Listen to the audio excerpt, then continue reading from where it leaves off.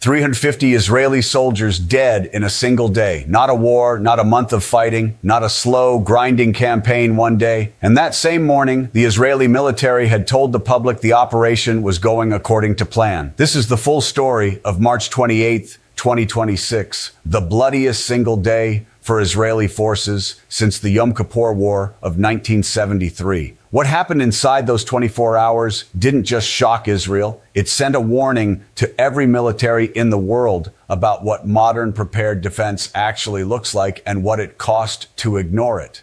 At 4:30 in the morning, 3 Israeli divisions crossed into southern Lebanon at the same time.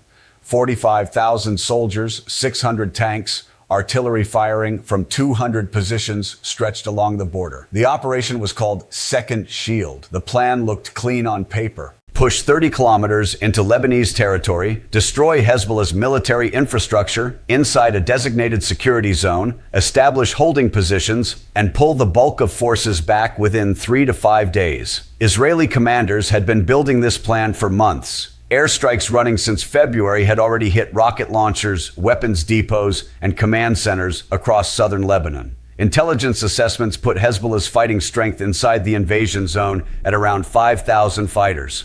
The trigger for the final decision to move came on March 25th when a Hezbollah rocket barrage killed 23 civilians in Haifa, creating political pressure that made waiting no longer an option for Netanyahu's coalition government. The operation, by every internal estimate, was supposed to be fast, decisive, and survivable. By midnight, 350 of those soldiers were dead, over 800 were wounded, and Israeli forces had captured almost none of their objectives. If this is the kind of reporting you want, no spin, no shortcuts, full picture, subscribe right now. It takes 2 seconds and it keeps this work going. The first 2 hours looked exactly like the plan. Israeli units pushed 3 to 5 kilometers into Lebanese territory with limited resistance. Reports coming back to Northern Command headquarters were positive. Objectives ahead of schedule, air support performing well. Intelligence confirmed accurate on Hezbollah positions. At 6 in the morning, the mood inside the command center was cautious confidence. Commanders used words like proceeding as planned. 47 minutes later, that confidence was finished. At 6:47 a.m., a full company from the 36th Division was moving in formation through open farmland south of Maroun al-Ras when the road beneath their lead vehicles detonated. Hezbollah had buried over 500 kilograms of explosives under a dirt track that Israeli units had assessed as clear. 3 Marava tanks and 2 armored personnel carriers were destroyed instantly. 19 soldiers were killed before anyone had time to react. Before survivors could regroup or establish a defensive perimeter, Hezbollah fighters emerged from concealed positions on multiple sides, firing anti-tank missiles and automatic weapons directly into the chaos of the blast site. The company called for support. Artillery was directed at suspected Hezbollah firing positions, but the fighters had already dropped into tunnel systems running beneath the ground. Tunnels that Israeli intelligence had either not detected or had badly underestimated in scale and depth. By 7:30 a.m., that single company had taken 34 casualties and was forced to pull back under fire, leaving damaged vehicles behind because recovering them was impossible without exposing more men to the same ambush positions. This was not an isolated incident.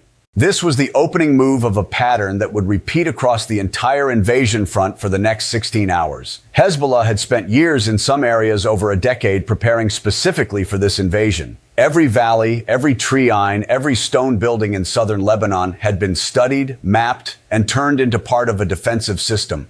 Anti-tank teams carrying Russian Kornet missiles sat in concealed positions with clear lines of fire on the routes Israeli armor was most likely to use. They would fire, withdraw immediately, and be underground before Israeli forces could return effective fire.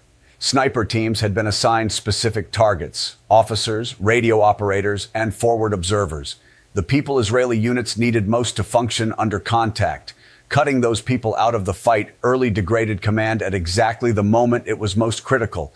IEDs were placed not just on roads, but inside buildings, beneath rubble, along footpaths used for infantry movement. Some were simple command-detonated devices, others used pressure plates, others used infrared sensors that triggered when a soldier's body heat crossed a specific point. Israeli engineers trained to breach and clear were themselves being killed by devices hidden inside the walls of the buildings they were trying to open. The terrain gave every advantage to the defender. Southern Lebanon is hills, narrow valleys, centuries-old olive groves, and stone towns with buildings that absorbed tank fire and kept fighters alive inside them. Israeli armor built for the flat open ground of the Sinai was now grinding through tight alleys where a single Hezbollah team could engage from the front, the flank, and above at the same time. Air support was available, but consistently limited by rules of engagement that required positive visual identification before a strike. When fighters wear no uniforms, carry weapons under civilian clothing, and operate from inside populated areas,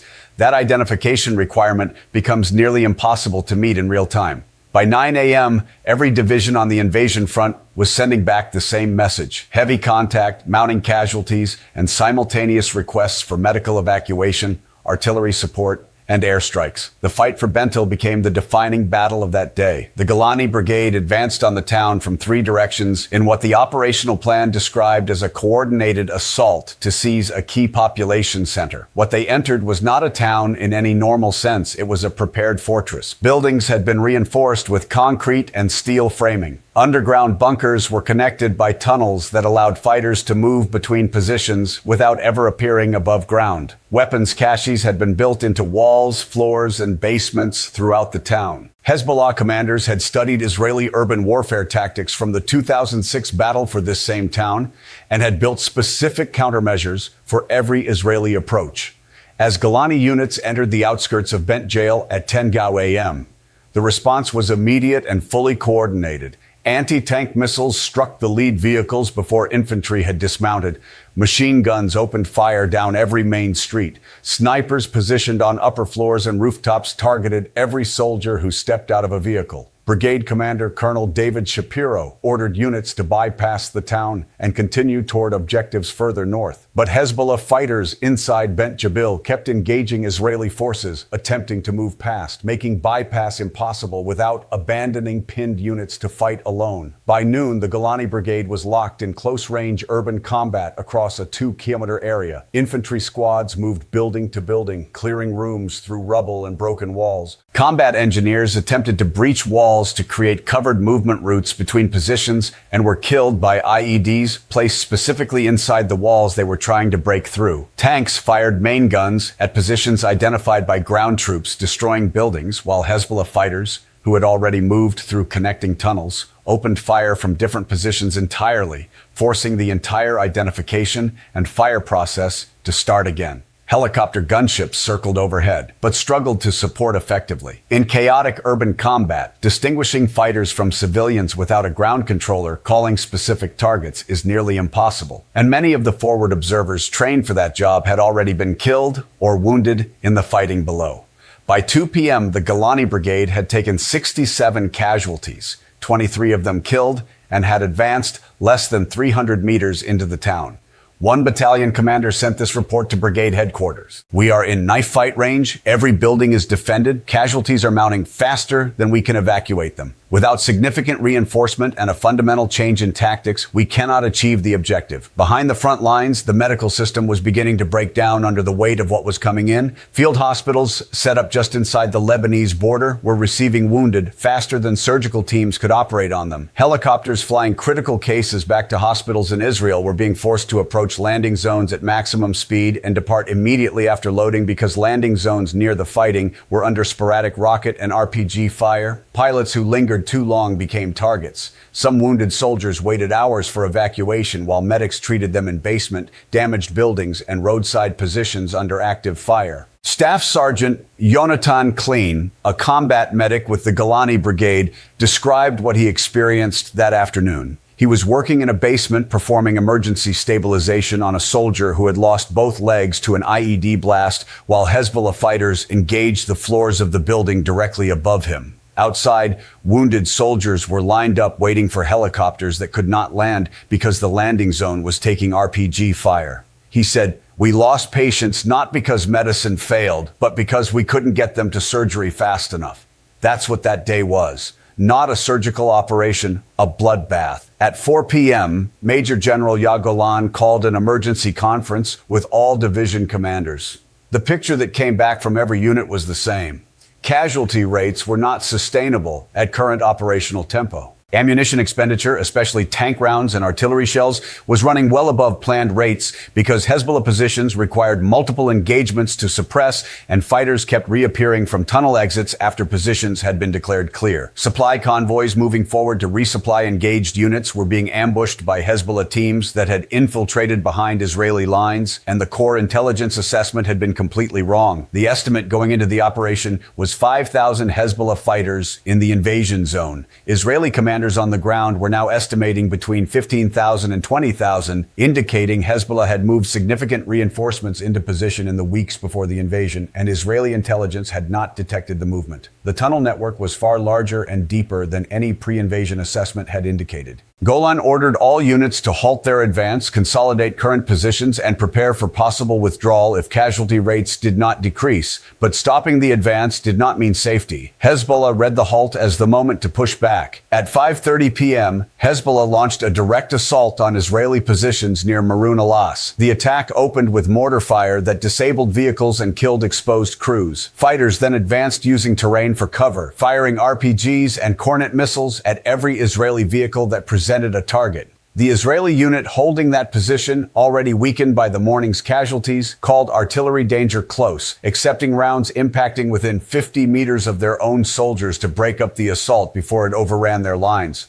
Attack helicopters tried to support, but the light was fading, and in low visibility conditions, pilots would not fire on targets they could not positively confirm were not Israeli soldiers. The battle ran for 90 minutes. When Hezbollah withdrew at 7 p.m., the position had held, but 31 more Israeli soldiers were dead and 47 were wounded from that single engagement alone. Through the night, Hezbollah teams continuously probed Israeli defensive positions. Soldiers who had been in combat for 18 straight hours, exhausted, running low on ammunition, carrying the psychological weight of what they had witnessed, fired at every sound in the darkness. The sustained stress of not knowing where the next attack was coming from was, according to multiple survivor accounts, as damaging in its own way as the fighting during the day. Lieutenant David Levi, commanding a Golani platoon trapped inside Bent Jil, spent that night in a partially collapsed building with 14 soldiers, 3 of them wounded and needing surgery that no helicopter could deliver because no landing zone near their position was safe enough to use. No food because the supply convoy assigned to reach them had been ambushed on the way, limited ammunition after a full day of contact, and every hour an RPG round hit the building, Hezbollah, making sure they knew they had not been forgotten. He said later, "The question wasn't whether we would complete the mission. The question was whether we would survive until morning." By midnight, the preliminary casualty count stood at 350 killed. That number would climb in the days that followed, as soldiers who died of wounds were added and bodies were recovered from positions that couldn't be reached while fighting continued. For context, the 2006 Lebanon War ran for 34 days and killed 121 Israeli combat soldiers. March 28, 2026 produced nearly 3 times that number in a single day. Prime Minister Netanyahu addressed the nation at 9 p.m., defending the operation and pledging it would continue until Hezbollah's military capability was dismantled. He called it the hardest day Israeli soldiers had faced in over 50 years. That night's polling showed 62% of Israelis still supported the operation, but 58% believed casualties were higher than the government had prepared the public for, and 45% said they were not convinced the operation had clear, achievable objectives. By dawn on March 29th, Israeli forces held fragile positions 3 to 8 kilometers inside Lebanon. Surrounded on multiple sides, dependent on continuous air and artillery cover, having achieved almost none of the targets set 24 hours earlier. The operation designed to destroy Hezbollah's infrastructure in 3 to 5 days had instead revealed the full scale of what Hezbollah had built over years of preparation and the full price of walking into it without understanding what was waiting. March 28, 2026 will not be remembered as a turning point toward victory. It will be remembered as the day a military plan built on confident assumptions met the ground reality it had not prepared for, and 350 families learned what that gap between assumption and reality actually costs. What do you think? Can Israel sustain this ground campaign, or is this 2006 repeating itself? Drop your answer in the comments below. Every comment this video gets pushes it to more people who need to see this story. And if this is the kind of reporting you want, full picture, no shortcuts, subscribe. We cover what the mainstream skips. This channel is fully independent. If this work matters to you, the support link is below. Every contribution directly keeps this reporting